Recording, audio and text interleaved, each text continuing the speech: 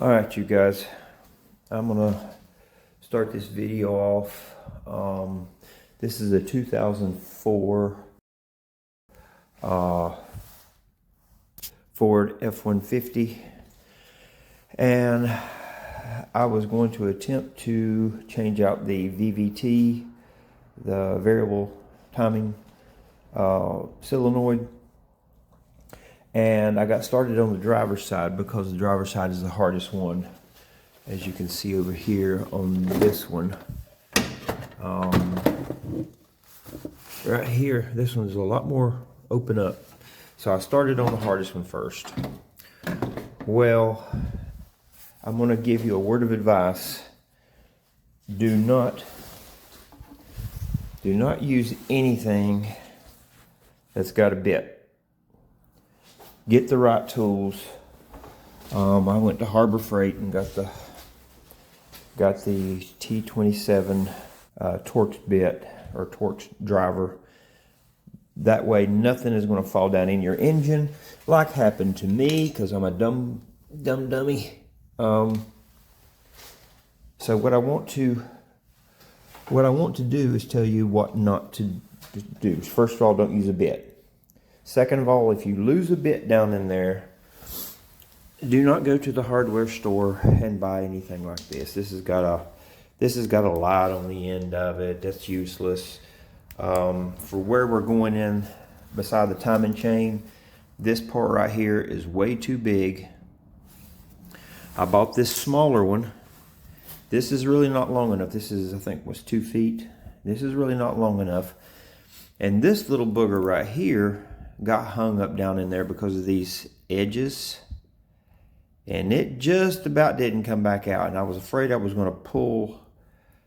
I was afraid of, and this end flexes, so you can't really steer it that good once it gets sucked onto a piece of metal down there. So I was afraid that end was going to break off, and then I would have that down in there. So don't do that. I made me a couple prototypes. Which this one here, this is a piece of copper from an air conditioning unit that I had left over. I went to the hardware store and bought some little round magnets. I put them in there. I tried to file off the edges and make it as smooth as possible. This one actually went in all the way down. And it was fairly easy to fish down in there. I made another one with some bigger magnets. I took a bigger piece of copper and I flattened it out with a hammer, and I've got the magnets in the end of that. And I know those are sharp edges and they probably scratch stuff down through there, but I wanted to get that bit out of there. I didn't want to start my truck with that bit in there, even if it was down all the way in the oil pan. The thing to do, and it was a lifesaver, was I went to the hardware store and bought some of this tubing. It's a real stiff tubing. I don't know what size that was. But as you see here, I put 3 of those, I can figure what they call them, starts with the N, Neo something batteries. Magnets down in there and crimped up the end. And that saved my butt. As you can see here,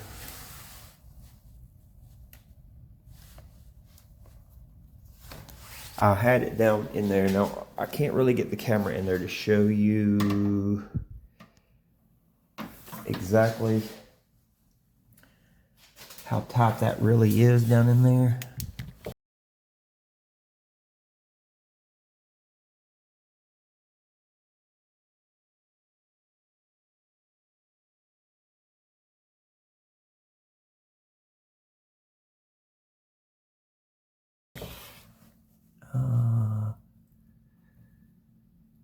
But it is very, very, very, very tight. And I'll kind of show you this. I guess this nylon, I guess it's a nylon type.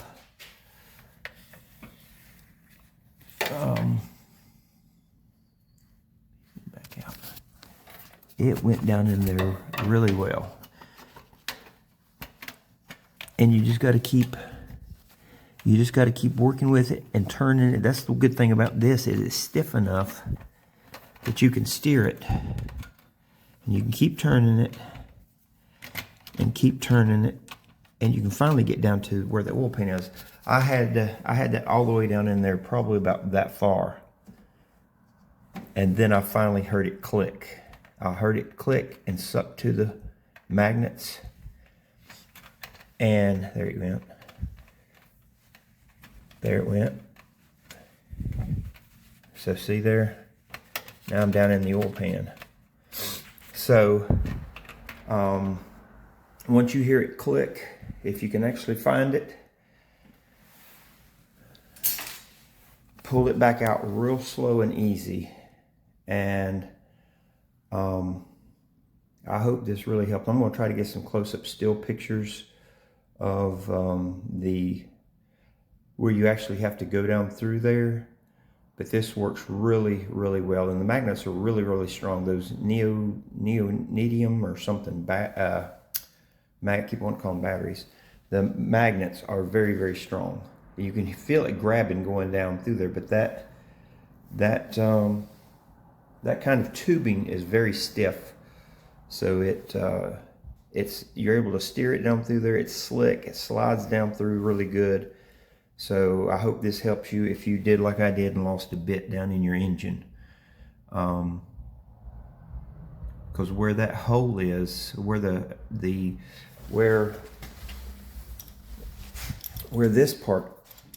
is, so I'll get it focused on my hand. Where this screw is right on the side where everything falls down into the timing chain area.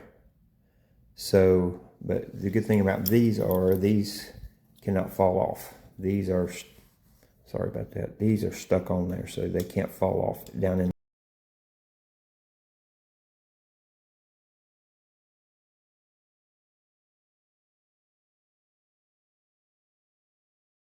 there. So that's good. But just always get the right tools, folks. Get you something like this, and if you can find it, this was actually fairly short. I needed it to be a little bit longer, and I didn't worry about taking this bracket off. I actually got me a ratchet strap, and I pulled it back. It bent it, but I'm going to put it back. But it pulled it out of the way enough, because all this is over this hole. So you can't get to it without taking this bracket off. But I just took mine and bent it out of the way, hooked it in here, and that held it out of the way for me.